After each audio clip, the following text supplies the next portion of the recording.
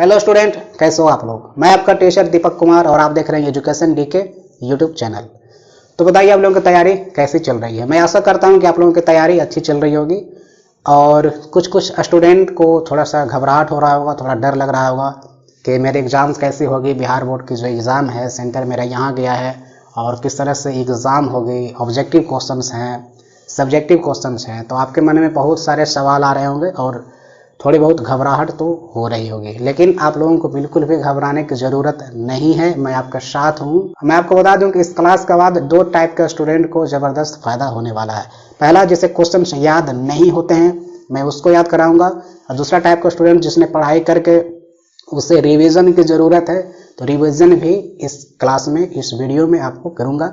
और मैं गारंटी के साथ बताता हूं कि जब आप इस क्लास को पूरा देख लेते हो, पूरे वीडियोस को कंप्लीट कर लेते हो, तो सारे क्वेश्चंस आपको याद हो जाएंगे, क्योंकि मेरे भी कुछ एक्सपीरियंस है और आपने भी क्लास 10 में पूरे 1 साल बिताए हैं। तो बिना देर किए चलिए इस क्लास को स्टार्ट करते हैं। तो आज के इस क्लास में 2021 में पूछे गए सामाजिक विज्ञान सोशल साइंस के सारे ऑब्जेक्टिव क्वेश्चंस को डिस्कस करेंगे और याद करेंगे। अगर आप इस क्लास का ऑडियो फाइल सुन रहे हैं तो आप इस क्वेश्चन को सुन करके इसके आंसर को देने का कोशिश करेंगे, या अगर आपको क्वेश्चन याद नहीं है तो आप आंसर को याद करने का कोशिश करेंगे। इस क्लास का ऑडियो फाइल आपको इस वीडियो के डिस्क्रिप्शन में मिल जाएगा, आप वहाँ से बिल्कुल फ्री में डाउनलोड कर सकते हैं। और मैं आप लोगों से बताता हूँ कि इस वीडियो को ज़्यादा से ज़्यादा शेयर करें ताकि बाकी स्टूडेंट को भी बेनिफिट मिल सके। चलिए फर्स्ट क्वेश्चन देखते हैं। यहाँ से यहाँ है, एशिया और यूरोप के बीच कौन प्राचीन स्थल व्यापारिक मार्ग था। एशिया और यूरोप के बीच कौन प्राचीन स्थल व्यापारिक मार्ग था। आंसर हो जाएगा आपका रेशम मार्ग। ओके, रेशम मार्ग के द्वारा ही एशिया और यूरोप के बीच व्यापार होता था। नेक्स्ट क्वेश्चन है, चौरी चौरा कांड के बाद गांधी जी ने निम्नलिखित में से किस आंदोलन को बंद कर दिया। चौरी चौरा कांड के बाद गांधी जी ने निम्नलिखित में से किस आंदोलन को बंद कर दिया। आंसर हो जाएगा आपका असहयोग आंदोलन। जब चौरी चौरा कांड हुआ था तो गांधी जी ने असहयोग आंदोलन को बंद कर दिया था, रद्द कर दिया था। नेक्स्ट क्वेश्चन है, अंतर्राष्ट्रीय मजदूर दिवस कब मनाया जाता है। बहुत आसान क्वेश्चन है और ये चीज़ आपको याद होना चाहिए। अंतर्राष्ट्रीय मजदूर दिवस कब मनाया जाता है। आंसर हो जाएगा आपका 1 मई। 1 मई को मजदूर दिवस मनाया जाता है। नेक्स्ट क्वेश्चन है, वर्तमान में भारत में कितने केंद्र शासित प्रदेश हैं। वर्तमान में भारत में कितने केंद्र शासित प्रदेश हैं। आंसर हो जाएगा 9। ओके, नेक्स्ट क्वेश्चन है, सूचना का अधिकार संबंधी कानून कब पारित हुआ था। सूचना का अधिकार संबंधी कानून कब पारित हुआ था। आंसर हो जाएगा आपका 2005 में। 2005 में सूचना का अधिकार संबंधी कानून पारित किया गया था। नेक्स्ट क्वेश्चन है, किसने कहा था लोकतंत्र जनता का, जनता के द्वारा तथा जनता के लिए शासन है। ओके, बहुत इंपॉर्टेंट लाइन है और क्वेश्चन एक बार फिर से आप लोग सुन लें। किसने कहा था लोकतंत्र जनता का, जनता के द्वारा तथा जनता के लिए शासन है। आंसर हो जाएगा आपका अब्राहम लिंकन। अब्राहम लिंकन ही ने यह बात बोला था कि लोकतंत्र जनता का, जनता के द्वारा, जनता के लिए शासन है।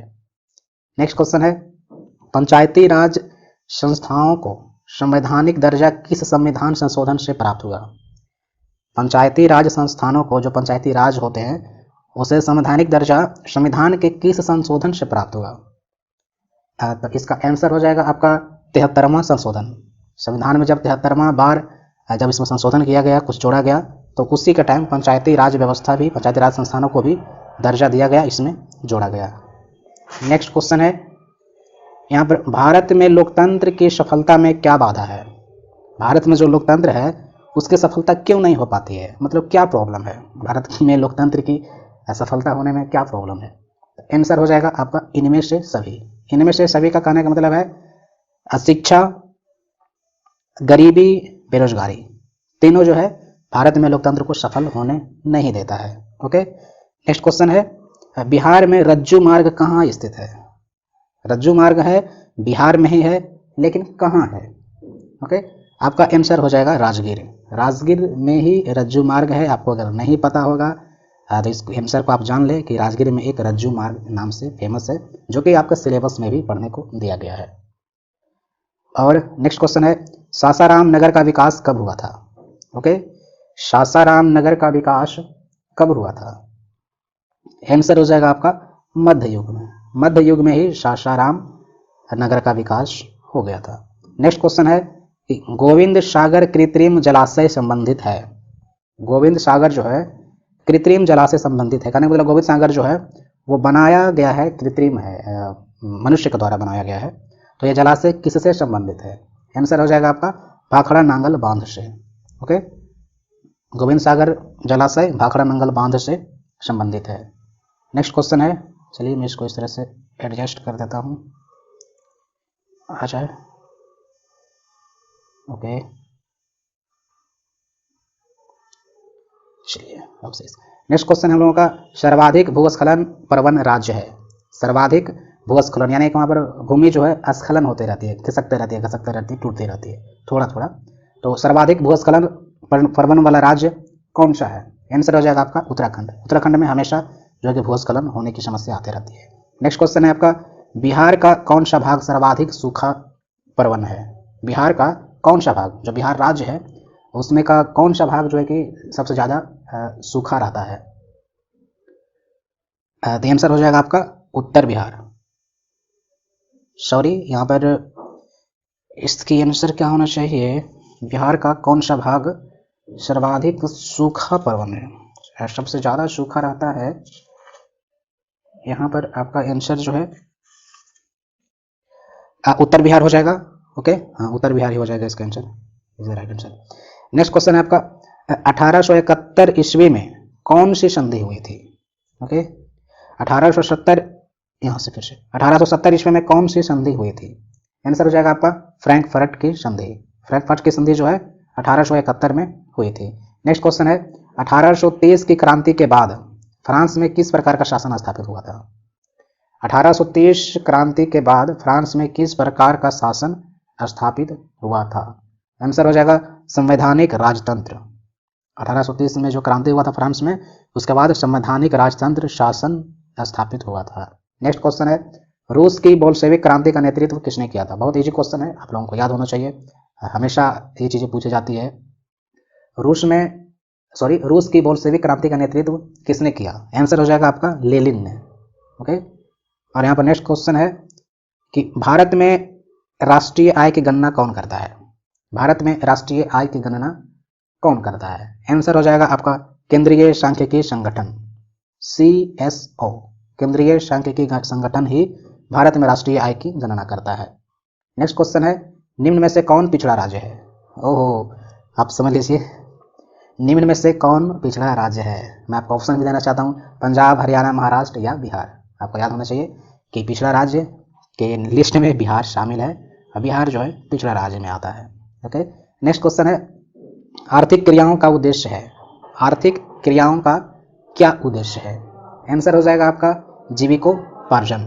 ओके, जीविकोपार्जन जो है आर्थिक क्रियाओं का उद्देश्य होता है। नेक्स्ट क्वेश्चन है भारत की राष्ट्रीय आय का सर्वप्रथम अनुमान किसने लगाया? भारत में जो राष्ट्रीय आय होता है उसका सबसे पहले अनुमान किसने लगाया? आंसर हो जाएगा आपका दादा भाई नौरोजी ने। दादा भाई नौरोजी ने भारत में सबसे पहले राष्ट्रीय आय की अनुमान लगाया था। नेक्स्ट क्वेश्चन है दीर्घकालीन ऋण प्रदान करने वाली संस्था कौन सी है? दीर्घकालीन प्रदान करने वाली, लंबे समय तक कर्ज देने वाली संस्था कौन सी है? आंसर हो जाएगा आपका कृषक महाजन। ओके, नेक्स्ट क्वेश्चन है यहाँ पर उपभोक्ता अधिकार दिवस कब मनाया जाता है? उपभोक्ता अधिकार दिवस कब मनाया जाता है? आंसर हो जाएगा आपका हर एक साल के 15 मार्च को। ओके, 15 मार्च को उपभोक्ता अधिकार दिवस मनाया जाता है। नेक्स्ट क्वेश्चन है पंजाब में भूमि निम्नीकरण का मुख्य कारण क्या है? पंजाब में भूमि निम्नीकरण का मुख्य कारण क्या है? आंसर हो जाएगा आपका अधिक सिंचाई। ओके, अधिक सिंचाई जो होता है यानी कि खेत जो पानी दिया जाता है, खेत में पटाया जाता है, उसी में पंजाब का जो है भूमि निम्नीकरण होता है, यानी कि नमी होता है, इस तरह से समझ सकते हैं। नेक्स्ट क्वेश्चन है सोपानी कृषि प्रचलित है, मतलब सोपानी कृषि कहाँ प्रचलित है? क्वेश्चन है, तो आंसर हो जाएगा आपका उत्तराखंड में। उत्तराखंड में जो है सोपानी कृषि की जाती है। क्या होती है, कैसी होती है, आपको इसके डिटेल में पढ़ने को था। चलिए नेक्स्ट क्वेश्चन है आपको बिहार में प्रायः कैसी मिट्टी पाई जाती है? यानी बिहार राज्य में जनरली, नॉर्मली यानी कि कैसी मिट्टी पाई जाती है? आंसर हो जाएगा आपका जलोढ़ मिट्टी। मिट्टी के कई प्रकार हैं, लेकिन जलोढ़ मिट्टी जो है बिहार में जनरली पाई जाती है हर एक जगह।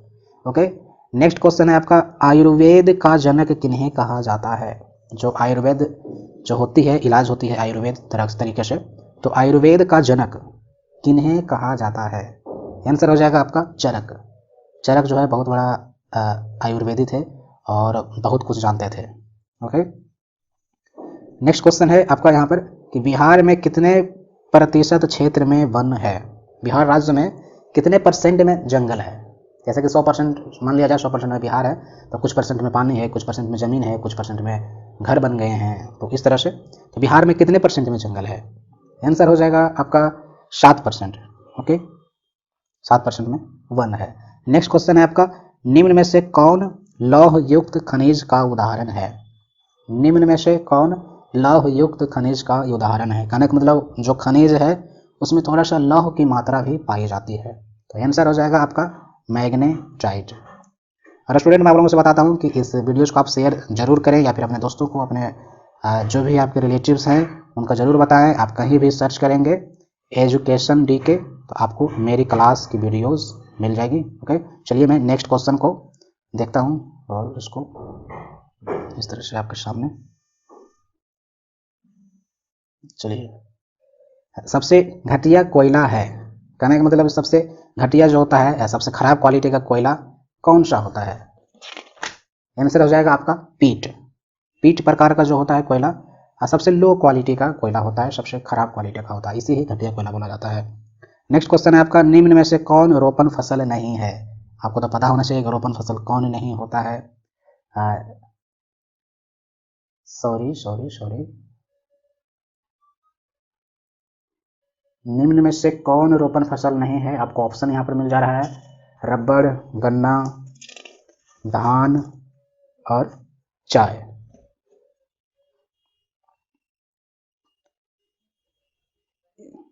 यहाँ देखिए आंसर इसका हो जाएगा धान, लेकिन धान किस हिसाब से दिया हुआ है मुझे समझ में नहीं आ रहा है, बट इसका आंसर धान ही होता है, रोपण फसल में नहीं आता है। नेक्स्ट क्वेश्चन है कि भारत की प्रमुख खाद्यान्न फसल कौन है? भारत की प्रमुख खाद्यान्न फसल कौन है? आंसर हो जाएगा आपका धान। धान जो है भारत में बहुत ज़्यादा होता है और प्रमुख खाद्यान्न फसल धान ही होता है। नेक्स्ट क्वेश्चन है, बिहार में कितना प्रतिशत कृषि क्षेत्र है? बिहार में कितने परसेंट में कृषि की जाती है? कितना परसेंट कृषि क्षेत्र है? आंसर हो जाएगा आपका 50%। बिहार में कृषि जो है 50% होती है, बहुत ज़्यादा होती है। और नेक्स्ट क्वेश्चन है आपका, निम्नांकित में कौन संचार सेवाओं का अंग है? निम्नांकित में कौन संचार सेवाओं का अंग है? आंसर हो जाएगा आपका इनमें से सभी। इनमें से सभी का कहने का मतलब है समाचार पत्र, टेलीफोन और टेलीविज़न, तीनों मिला करके ही बताया गया है कि संचार सेवाओं का अंग है। ओके, क्वेश्चन है, मानवीय पूंजी निर्माण का मुख्य घटक है? मानवीय पूंजी निर्माण का मुख्य घटक है? आंसर हो जाएगा आपका इनमें से सभी। इनमें से सभी का कहने का मतलब है स्वास्थ्य सेवाएं, आवास और शिक्षा एवं प्रशिक्षण, तीनों मिलकर करके ही मानवीय पूंजी निर्माण का मुख्य घटक ये तीनों हैं। नेक्स्ट क्वेश्चन है आपका, वैश्वीकरण का क्या अर्थ है? यानी कि वैश्वीकरण का क्या मतलब होता है? आंसर हो जाएगा आपका विश्व अर्थव्यवस्था से समन्वय। वैश्वीकरण का मतलब होता है विश्व अर्थव्यवस्था से समन्वय। नेक्स्ट क्वेश्चन है आपका, अर्थव्यवस्था के किस क्षेत्र से हरित क्रांति संबंधित है? अर्थव्यवस्था के किस क्षेत्र से हरित क्रांति संबंधित है? आंसर हो जाएगा आपका प्राथमिक क्षेत्र से। ओके, नेक्स्ट क्वेश्चन है, निम्नलिखित में से कौन सा संस्थान भारत में मुद्रा जारी करने के लिए अधिकृत है? यानी कौन सा संस्थान जो है भारत में मुद्रा जारी करते हैं या मुद्रा जारी करने के लिए अधिकृत है? आंसर हो जाएगा आपका रिजर्व बैंक ऑफ इंडिया। इसके पहले भी पूछा गया था क्वेश्चन, तो इस तरह के क्वेश्चन हमेशा पूछे जाते हैं और इसमें कुछ नहीं बोला जा सकता है कि कौन सा क्वेश्चन ये आएगा कौन सा नहीं आएगा। इसमें लगभग सारे के सारे क्वेश्चन इंपॉर्टेंट है और आपको सारे क्वेश्चन से एक बार रिवीजन कर लेनी है। अगर आप इसका ऑडियो क्लास सुन रहे हैं तो एक बार सुने, अगर आप इसको वीडियो देख रहे हैं तो एक बार देखें, 2 बार देखें, 3 बार देखें। इस तरह से आप रिवीजन कर सकते हैं कभी भी और आपको सारे क्वेश्चंस याद हो जाएंगे। नेक्स्ट क्वेश्चन है, बिहार राज्य है और ऑप्शन आपको सब दिया रहता है कि उद्योग प्रधान, पशुपालन प्रधान, खनिज प्रधान या कृषि प्रधान। तो ये लिखा हुआ बिहार राज्य है, हो जाएगा आपका कृषि प्रधान, सही आंसर। नेक्स्ट क्वेश्चन है आपका, निम्नांकित में कौन हमारे रहन सहन के स्तर को प्रभावित करता है? कौन हमारे रहन सहन के स्तर को प्रभावित करता है? यानी कि जो हम लोग रहते हैं, अपना जो जीवन शैली जीते हैं, उसके लेवल को कौन सा चीज़ हमें इफेक्ट करता है? आंसर हो जाएगा आपका प्रति व्यक्ति आय।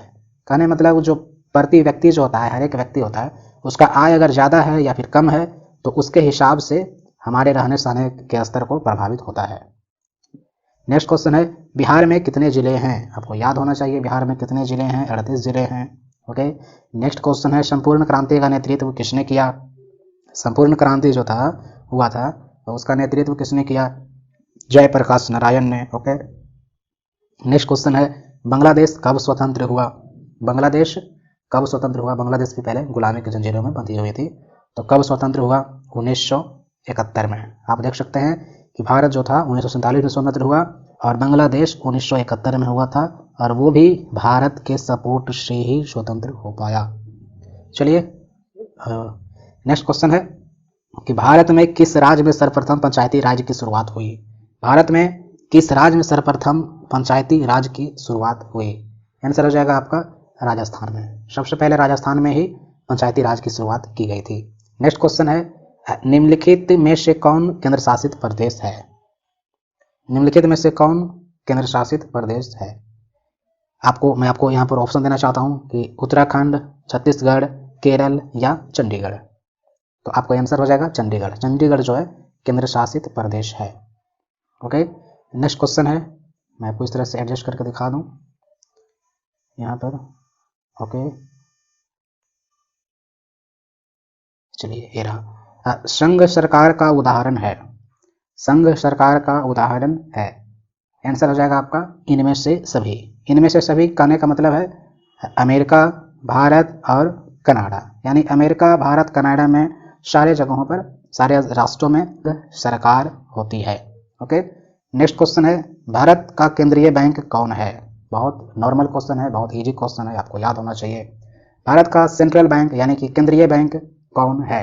आंसर हो जाएगा आपका रिजर्व बैंक ऑफ इंडिया। आप देखते होंगे कि नोटों पर रिजर्व बैंक ऑफ इंडिया लिखा रहता है, तो रिजर्व बैंक इंडिया ही भारत का केंद्रीय बैंक है। नेक्स्ट क्वेश्चन है, कृषि उत्पादों के मानकीकरण के लिए किस मानक का प्रयोग किया जाता है? कृषि में जो उत्पाद होता है उसके मानकीकरण के लिए किस मानक का प्रयोग किया जाता है? आंसर हो जाएगा आपका एग मार्क। क्योंकि खाने वाली पदार्थ जो भी चीज़ें होती है, कृषि उत्पाद की हो या फिर पैकेट में जो हम लोग मार्केट से खरीदते हैं खाने वाले सामान, खाद्य पदार्थ, तो वो सारी चीज़ें कृषि उत्पाद हो या फिर कोई भी खाने वाला पदार्थ हो, तो सारे जो है सारे चीज़ के लिए एग मार्क ही मानक यंत्र होता है। एग मार्क से ही मापा जाता है, उसका मानक होता है। नेक्स्ट क्वेश्चन है, निम्न में से कौन प्राथमिक क्षेत्र से संबंधित है? कौन प्राथमिक क्षेत्र से संबंधित है? आंसर हो जाएगा आपका कृषि क्षेत्र। कृषि क्षेत्र जो होता है प्राथमिक क्षेत्र होता है, और जो सेवा क्षेत्र है वो तृतीय क्षेत्र होता है। ओके, प्राथमिक क्षेत्र, कृषि क्षेत्र। नेक्स्ट क्वेश्चन है, तिनकठिया प्रणाली किस पर लागू थी? बहुत इंपॉर्टेंट क्वेश्चन है। तिनकठिया जो है आप इसको डिटेल में अगर पढ़े होंगे तो आप जानते होंगे। चलिए मैं आपको याद करा दूं, तिनकठिया प्रणाली किन पर लागू थी? ये किसानों पर लागू थी। जो भी खेती की जाती थी उसमें 3 हिस्सा करके देना पड़ता था उनके मालिकों को, उनके जो भी अधिकारिक थे उनको देना होता था। तो तिनकठिया प्रणाली किन पर लागू होती? किसानों पर। नेक्स्ट क्वेश्चन है आपका यहाँ पर, जालियांवाला बाग हत्याकांड की जांच के लिए सरकार ने किस समिति का गठन किया था? जालियांवाला बाग हत्याकांड की जांच के लिए सरकार ने किस समिति का गठन किया था? आंसर हो जाएगा हंटर समिति। जब जालियांवाला बाग हत्याकांड हुआ था तो उसको जांच करने के लिए सरकार ने एक हंटर समिति का गठन किया था। नेक्स्ट क्वेश्चन है, डॉक्टर राजेंद्र प्रसाद का जन्म कहाँ है? यानी कि डॉक्टर राजेंद्र प्रसाद का जन्म स्थान कहाँ है? आंसर हो जाएगा आपका बिहार। वे बिहार के थे और इनका जन्म बिहार में ही हुआ था। नेक्स्ट क्वेश्चन है, बहुत इंपॉर्टेंट क्वेश्चन है, बहुत आसान क्वेश्चन है और आपको याद होना चाहिए। और आप हमें कमेंट करके जरूर बताएं कि सॉरी मैं आपसे पूछूंगा बाद में, ककोलत जलप्रपात बिहार के किस जिले में स्थित है? ककोलत जलप्रपात बिहार के किस जिले में स्थित है? आंसर हो जाएगा नवादा जिला। नवादा जिला में आप रहते हैं तो आप जानते होंगे, अगर इसके आसपास भी रहते होंगे, नवादा जिला के आसपास गया हो गया, नालंदा हो गया, शेखपुरा, ये सब चीज़ें होती है। द ककोलत जलप्रपात बिहार के किस जिले में स्थित है? नवादा जिला में। नेक्स्ट क्वेश्चन है, किस देश की सीमा बिहार से जुड़ी है? किस देश की सीमा बिहार से जुड़ी है? आपका आंसर हो जाएगा नेपाल। नेपाल जब उधर जाएंगे बक्सर तरफ, तो बक्सर के सटे और उसके नज़दीक जो है आगे जा करके नेपाल जो है देश है, वहाँ से सटी हुई है देश की सीमा। किस देश की सीमा बिहार से जुड़ी है? नेपाल से। नेक्स्ट क्वेश्चन है, आपको मैं यहाँ पर सही से डिटेल में कर रहा हूँ सामने। गठबंधन की सरकार बनाने के लिए किस प्रकार की दलीय व्यवस्था की जरूरत है? गठबंधन की सरकार जब बनती है तो किस प्रकार की दलीय व्यवस्था की जरूरत है? आंसर हो जाएगा आपका बहुदलीय व्यवस्था। बहुदलीय व्यवस्था रहेगी तभी गठबंधन की सरकार बनेगी। नेक्स्ट क्वेश्चन है, भारतीय जनता पार्टी के प्रथम अध्यक्ष कौन थे? यानी भाजपा के प्रथम अध्यक्ष कौन थे? आंसर हो जाएगा आपका अटल बिहारी वाजपेयी। ओके, अटल बिहारी वाजपेयी ही बीजेपी के प्रथम अध्यक्ष थे। नेक्स्ट क्वेश्चन है, भारत में राष्ट्रीय आपातकाल की घोषणा कब हुई थी? भारत में राष्ट्रीय आपातकाल की घोषणा कब हुई थी?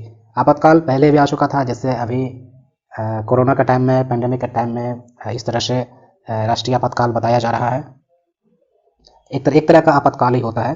तो भारत में एक बार पहले भी आपातकाल हो चुका था। तो भारत में राष्ट्रीय आपातकाल की घोषणा कब हुई थी? तो यहाँ पर आंसर हो जाएगा आपका 1975 में। ओके, नेक्स्ट क्वेश्चन है, भूकंप केंद्र के ऊर्ध्वाधर पृथ्वी पर स्थित केंद्र को कहते हैं? भूकंप केंद्र के ऊर्ध्वाधर पृथ्वी पर स्थित केंद्र को कहते हैं? आंसर हो जाएगा आपका अधिकेंद्र। ओके, अधिकेंद्र कहते हैं। जैसे कहने का मतलब, जैसे ये जमीन है और सपोज कहीं पर भूकंप हुई है तो उसके जो ऊर्ध्वाधर स्तर होता है इस तरह से, तो इसे क्या बोला जाता है? इसे ही अधिकेंद्र बोला जाता है। ओके, नेक्स्ट क्वेश्चन है, सुनामी संबंधित है? सुनामी जो है किससे संबंधित है? तो आंसर हो जाएगा आपका समुद्र से, क्योंकि सुनामी जब भी होती है तो जल में होती है, पानी में होती है, और खासकर समुद्र में ही होती है। ओके, नेक्स्ट क्वेश्चन है आपका, मलबे के नीचे दबे लोगों का पता लगाने के लिए किस यंत्र का उपयोग होता है? बहुत इंपॉर्टेंट क्वेश्चन है, और एक क्वेश्चन घुमा फिरा करके इधर से उधर करके हमेशा पूछी जाती है।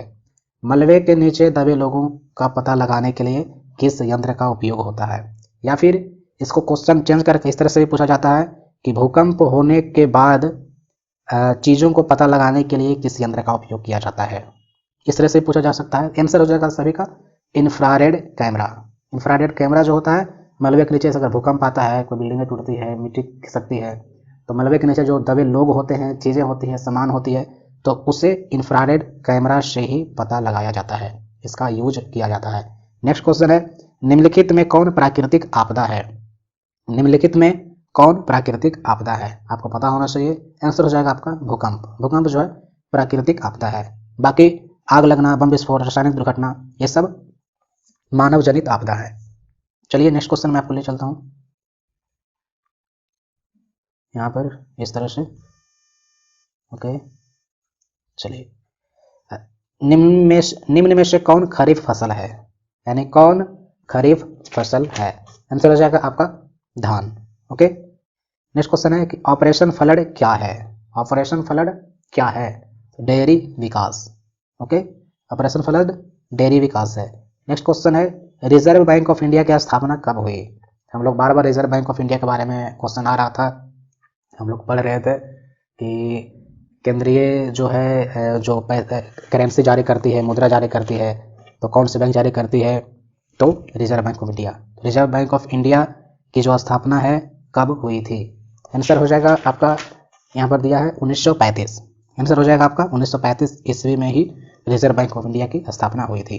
नेक्स्ट क्वेश्चन है, भारत में पहली सूती मिल कहाँ स्थापित की गई? भारत में सबसे पहली बार सूती मिल जो है कहाँ स्थापित की गई? आंसर हो जाएगा आपका मुंबई। ओके, आंसर हो जाएगा मुंबई। हालांकि सूरत में भी बहुत सूती होती है, लेकिन जो सर्वप्रथम जो है आपका सूती मिल मुंबई में स्थापित की गई थी। नेक्स्ट क्वेश्चन है, जर्मनी के एकीकरण के लिए कौन उत्तरदायी था? ये पहले भी क्वेश्चन आ चुका है और अभी भी है। तो जर्मनी के एकीकरण के लिए कौन उत्तरदायी है? आपका आंसर हो जाएगा बिस्मार्क। बिस्मार्क जो है जर्मनी के एकीकरण के लिए उत्तरदायी है। नेक्स्ट क्वेश्चन है, मैं इसको ऊपर कर दूं इस तरह से, फ्रैंकफर्ट की संधि किस वर्ष हुई थी? इसका पहले भी क्वेश्चन आ चुका है इसी सेट में, मैंने अभी बताया था। फ्रैंकफर्ट की संधि किस वर्ष हुई थी? आंसर हो जाएगा आपका 1871 ईस्वी में। आपको याद होना चाहिए 1871 ईस्वी में ही फ्रैंकफर्ट की संधि हुई थी। नेक्स्ट क्वेश्चन है, सेफ्टी लैंप का आविष्कार किसने किया था? सेफ्टी लैंप का आविष्कार किसने किया था? हम्फ्री डेवी ने। हम्फ्री डेवी ने ही सेफ्टी लैंप का आविष्कार किया। नेक्स्ट क्वेश्चन है, भारत छोड़ो आंदोलन का प्रसिद्ध नारा क्या था? भारत छोड़ो आंदोलन का प्रसिद्ध नारा क्या था? इसका प्रसिद्ध नारा था करो या मरो। भारत छोड़ो आंदोलन जो हुआ था उसका फेमस जो नारा था करो या मरो। नेक्स्ट क्वेश्चन है, समाजवादियों की बाइबिल किसे कहा जाता है?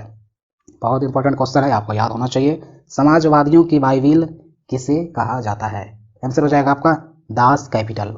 दास कैपिटल को ही समाजवादियों की बाइबिल कहा जाता है। दास कैपिटल एक बुक है, पुस्तक है, और इसकी रचना किसने की थी? एक दास कैपिटल बुक था और एक और बुक था, चलिए मैं आपको बाद में बताऊंगा। तो समाजवादियों की बाइबिल किसे कहा जाता है? दास कैपिटल को। नेक्स्ट क्वेश्चन है कि भारतीय राष्ट्रीय कांग्रेस की स्थापना कब हुई थी? भारतीय राष्ट्रीय कांग्रेस की स्थापना कब हुई थी? आंसर हो जाएगा आपका 1885 ईस्वी में। ओके, 1885 ईस्वी में ही भारतीय राष्ट्रीय कांग्रेस की स्थापना हुई थी। जो अभी कांग्रेस चल रही है वही कांग्रेस की बात हो रही है। नेक्स्ट क्वेश्चन है, गांधी जी ने भारत में सत्याग्रह का पहला प्रयोग कहाँ किया था? आप समझ लीजिए, बहुत इंपॉर्टेंट क्वेश्चन है गांधी जी का और इस भारत से जुड़े हुआ चीज़ का, और सबसे बड़ी चीज़ है ये बिहार से भी चीज़ें जुड़ी हुई है। तो गांधी जी ने भारत में सत्याग्रह का प्रयोग कहाँ किया था? आंसर हो जाएगा आपका चंपारण में। चंपारण जो कि है बिहार में एक डिस्ट्रिक्ट है, आपको पता होना चाहिए। गांधी जी ने सर्वप्रथम भारत में चंपारण से ही शुरू किया था। जब उन्होंने विदेशों से अपने पढ़ाई करके आई थी, लॉ की जो पढ़ाई है, जब पढ़ाई करके आई थी तो उन्होंने जो अपना पहला सत्याग्रह जो शुरू किया था, प्रयोग किया था, चंपारण से ही किया था। ओके, नेक्स्ट क्वेश्चन है, मुद्रण का आविष्कार कहाँ हुआ? इसका पहले भी क्वेश्चन पूछा जा चुका है और यह बहुत इजी क्वेश्चन है और आपको याद होना चाहिए। मुद्रण का आविष्कार कहाँ हुआ? यानी कि जो पेपर छपती है, टाइपिंग होती है, तो उसी की बात की जा रही है। तो मुद्रण का आविष्कार कहाँ हुआ? चीन में। ओके, नेक्स्ट क्वेश्चन है, भारत में सबसे लंबा बांध है, भारत में सबसे लंबा बांध कौन है? आंसर हो जाएगा आपका हीराकुंड बांध। हीराकुंड बांध जो है भारत का सबसे लंबा बांध है। ओके, नेक्स्ट क्वेश्चन है, किस खनिज को उद्योगों की जननी कहा जाता है? किस खनिज को उद्योगों की जननी कहा जाता है? आंसर हो जाएगा आपका लोहा, क्योंकि लोहा जो है उद्योगों की जननी कहा जाता है। लोहा बहुत अधिक मात्रा में पाया जाता है और हर एक चीज़ में, हर एक कामों में लोहा का इस्तेमाल किया जाता है, इसलिए उद्योगों की जननी लोहा को कहा जाता है। चलिए नेक्स्ट क्वेश्चन है, मैं आपको इस तरह से दिखा दूं, और यहाँ पर बताया जा रहा है कि सर्वोत्तम कोयले का प्रकार कौन सा है? इसके पहले अभी क्वेश्चन हम लोग याद कर चुके हैं कि सबसे घटिया कोयला कौन है, तो पीट था। लेकिन यहाँ पर क्वेश्चन आपका है सर्वोत्तम कोयला कौन सा है, तो आपका आंसर हो जाएगा एंथ्रासाइट।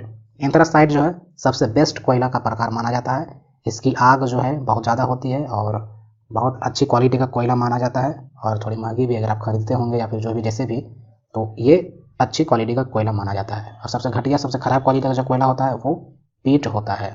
ओके, ये थोड़ी सस्ती भी मिलती है। नेक्स्ट क्वेश्चन है, गंडक परियोजना है, कहने का मतलब गंडक परियोजना कहाँ है? आंसर हो जाएगा आपका वाल्मीकि नगर में।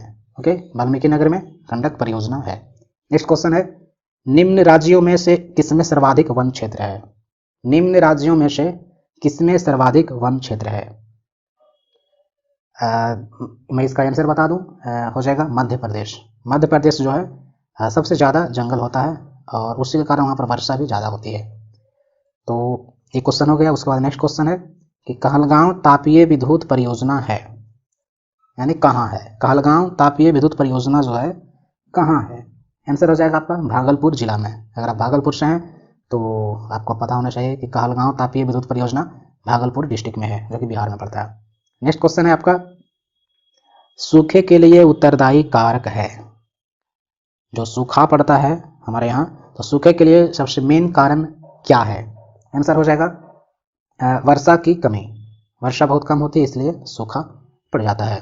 नेक्स्ट क्वेश्चन है, मैं इसको कर दूँ। नेक्स्ट क्वेश्चन है बहुत इंटरेस्टिंग क्वेश्चन है कि बिहार में कौन बाढ़ प्रवण क्षेत्र है? ओके, बिहार में कौन बाढ़ प्रवण क्षेत्र है? आंसर हो जाएगा आपका उत्तर बिहार। ओके, उत्तर बिहार में जो है कि बाढ़ हमेशा आते रहती है। और इस क्लास में आपको कुछ भी प्रॉब्लम होता है तो आप हमें कमेंट करके जरूर पूछें और इस चैनल को सब्सक्राइब कर लें ताकि आपको हमेशा ऐसे वीडियोस मिलती रहे। मैं आपके साथ पूरे एग्जाम तक आपके साथ बना हुआ रहूंगा, मैं ऐसे ही वीडियोस आप तक पहुंचाते रहूंगा। पर्सनल कॉन्टैक्ट के लिए आप हमें इंस्टाग्राम पर फॉलो कर सकते हैं, दीपक कुमार 00123।